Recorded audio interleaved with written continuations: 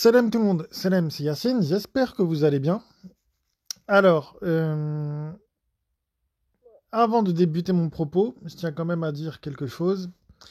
Je vais prévenir, donc en vérité j'aurais dû mettre un warning à la place du logo de la chaîne. Mes propos dans cette vidéo, bien évidemment, un n'engage que moi. Et deux, euh, ça n'est pas pour faire polémique que je vais dire ce que je veux dire. C'est simplement ce que je pense. Et, et donc, du coup, voilà quoi. N'y voyez pas une quelconque polémique ou un quelconque buzz ou je ne sais quoi. Parce que si je voulais faire le buzz, croyez-moi, j'aurais ouvert une autre chaîne pour parler d'autre chose. Alors, il y a un truc, moi, qui me saoule. euh, c'est le comportement des imams vis-à-vis du conflit israélo-palestinien. Ouais, moi je vous le dis, moi le comportement des imams, il me saoule. Alors moi je vais vous dire une chose, moi je suis profondément pro-palestinien.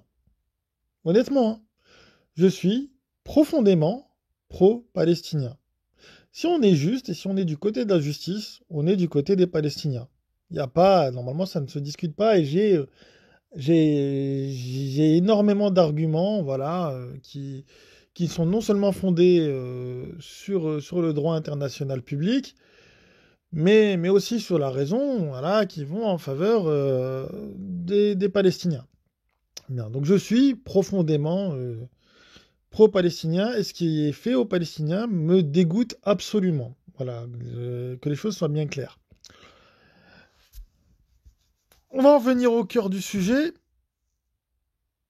Les imams. Les imams et le conflit israélo-palestinien. Alors, ce qui m'énerve, c'est qu'ils font croire aux gens que le conflit israélo-palestinien, c'est un conflit qui pourrait être légitime, enfin, pour être légitime d'en parler, en fait, pour pouvoir parler de ce conflit-là, il faut être musulman. Ouais, pour eux, là, les imams, pour être légitime, il faut être musulman, pour pouvoir parler au nom des Palestiniens. Alors que pas du tout, pas du tout. Euh, et en plus de ça, quand vous voyez ce qu'ils font, ils utilisent la religion,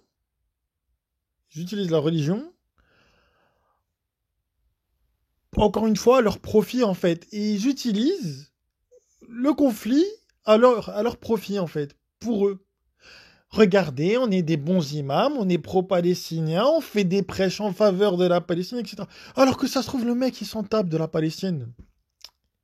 C'est encore une fois juste pour bien se faire montrer, pour que les gens les écoutent en fait. Histoire de se donner voilà, histoire de donner une légitimité à leurs paroles. Et ça me saoule. Et ça, je veux dire honnêtement, ça, c'est chiant. C'est chiant. Ouais, c'est chiant. Alors moi, j'ai vu là un imam là qui a fait une vidéo. Il a sorti un hadith et il a dit, vous avez vu, le prophète, il nous a prévenu il y a 1400 ans. Pardon? Donc le mec, il te sort un hadith. Il sort un hadith. Je pense que je vais la mettre en commentaire, la vidéo. Donc le mec, il te sort un hadith et il te dit, regardez, le prophète, il nous avait prévenu. Ce qui est faux. Ce qui est fondamentalement faux. Parce que, dans les hadiths, c'est pas le prophète qui parle, encore une fois. On en vient toujours au même problème. C'est-à-dire qu'ils vont utiliser les hadiths pour manipuler les gens. Ils vont faire croire que les hadiths font partie du dîn, alors que c'est des écrits inventés, c'est des écrits dégueulasses sur le prophète. Faut dire la vérité. Parce que c'est des mensonges qu'on impute au prophète. Parce que si vous regardez dans le Coran, le prophète, il avait le droit de dire uniquement ce qui lui était révélé. Et les hadiths, ça n'est pas de la révélation. Mais en plus de ça, ils utilisent ces mensonges-là pour manipuler les gens afin de se donner une crédibilité sur le dos de ceux qui souffrent, à savoir les Palestiniens. C'est... rassurez-moi, il n'y a pas que moi qui trouve ça dégueulasse quand même. Est-ce qu'il n'y a que moi qui trouve ça dégueulasse? Enfin, je sais pas, je pose la question. Est-ce qu'il n'y a que moi qui trouve ça dégueulasse?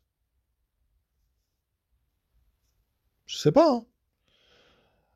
Et encore une fois, on me dira, ouais, mais Yacine, c'est parce que t'as la haine des imams. Non, rien à voir avec la haine des imams. C'est que je trouve ça tout simplement dégueulasse.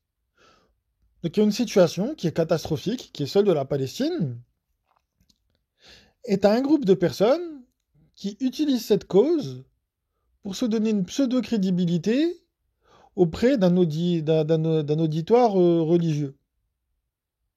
Je pense que les rabbins ils font la même chose, je sais pas. Je sais pas, je suis pas juif, je regarde pas ce que les rabbins ils disent. S'ils font la même chose, c'est tout autant dégueulasse. Voilà, faut dire la vérité. Mais moi, en tant que musulman, moi je trouve ça absolument dégueulasse. Déjà qu'ils ont manipulé la religion pour manipuler les gens. Et en plus de ça, ils prennent une cause dramatique qu'ils imputent à la religion, encore une fois, pour manipuler les gens. C'est scandaleux en fait. En fait, je comprends pas. En fait, qu'est-ce qu'il faut aux gens pour qu'ils arrêtent d'écouter les imams en fait? Je sais pas ce qu'il leur faut au final. Je sais pas ce qu'il leur faut. Je sais pas. Je sais pas. Aussi, la plupart des gens, ils nous disent, ouais, non, mais c'est les Yahouds, c'est les Yahouds, c'est les Yahouds. Alors, les Yahouds, c'est pas les Juifs, hein. Coraniquement parlant, les Yahouds, c'est pas les Juifs. Les Yahouds, c'est ceux qui vont à l'encontre de la guidée. Ceux qui sont Houden, ce sont ceux qui sont guidés.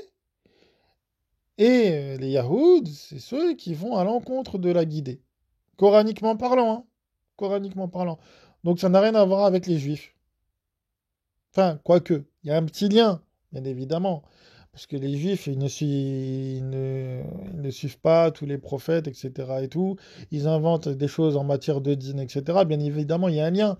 Mais ce que je veux dire, c'est que dans le discours des imams, religieusement parlant, le Yahoud, il a rien à voir, en fait, dans l'histoire. Parce que eux sont tout autant Yahoud que les Israéliens. Je parle des imams, hein. Les imams sont autant Yahoud que les sionistes. Qu'on soit d'accord. Les sionistes vont à l'encontre du dîn, les imams également. Tu viens avec le Coran face à un sioniste ou face à un imam, il aura exactement la même réaction. Tu vas voir le sioniste, tu lui dis, suis ce que Dieu a révélé, dégage ton Talmud.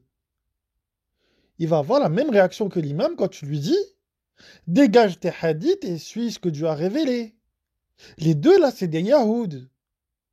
Donc, quand il vous parle de Yahoud, quand on parle du conflit israélo-palestinien, en fait, c'est hors de propos parce qu'eux-mêmes sont des Yahouds. Vous comprenez ce que je veux dire? Voilà. Donc voilà. Donc les imams, s'il vous plaît, s'il y a des imams qui m'écoutent, s'il vous plaît, laissez les Palestiniens tranquilles. D'accord? Laissez les Palestiniens loin de vos manipulations. S'il vous plaît. Voilà. C'est bizarre. On vous entend parler de la Palestine, on ne vous entend pas parler de la Syrie, on ne vous entend pas parler de ce qui se passe au Yémen, on vous entend pas parler de ce qui se passe là-bas en Ukraine, dans le Donbass. On ne vous entend pas non plus sur ça. Enfin bref, ils ont fait du conflit israélo-palestinien voilà, un fonds de commerce. Et c'est dégueulasse. Et c'est dégueulasse. Et c'est dégueulasse, voilà. Voilà ce que je voulais dire ce matin. J'espère qu'il y en a qui partageront mon avis. Enfin, même s'il n'est pas partagé, c'est pas grave. Je suis là pour dire ce que je pense. Peu importe ce que les gens en pensent également. Mais voilà, je pense que enfin voilà, en tant que croyant, j'étais obligé de le dire parce que dans le Coran, on nous dit que le croyant ordonne le convenable et il condamne le blâmable. C'est ce que je suis en train de faire dans cette vidéo.